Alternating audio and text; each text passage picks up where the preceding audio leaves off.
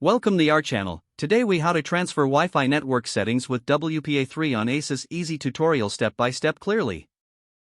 To transfer Wi-Fi network settings with WPA3 on your Asus router, start by ensuring your device is powered on. Connect your computer or mobile device to the Asus router's network. Open a web browser and enter the router's IP address in the address bar.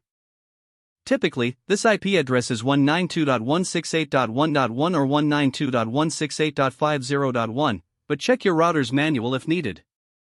Press Enter to access the router's login page. Enter your username and password to log into the router's interface. Once logged in, navigate to the Advanced Settings tab. Click on Wireless from the menu on the left side. Locate the Wi-Fi network section in the wireless settings. Select the network you want to transfer settings from.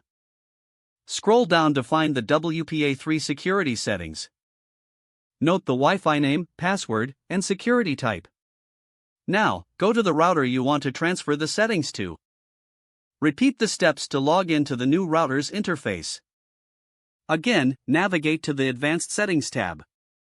Click on Wireless from the left menu.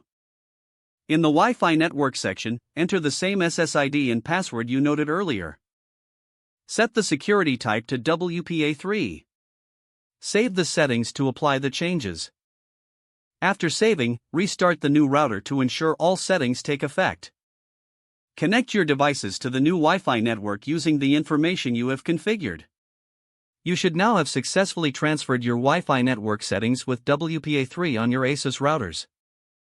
If the page does not load, refresh the browser or try again in a private or incognito window. Make sure you are using the correct email address, then retype it carefully to avoid small typos. If your password is not accepted, use the reset option and create a new strong password you can remember.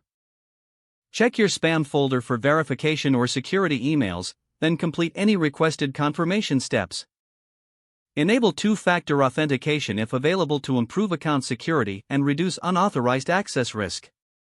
After signing in, review your profile details so your contact information and settings are accurate and current. Don't forget to like this video and subscribe to our channel for more step-by-step tech guides.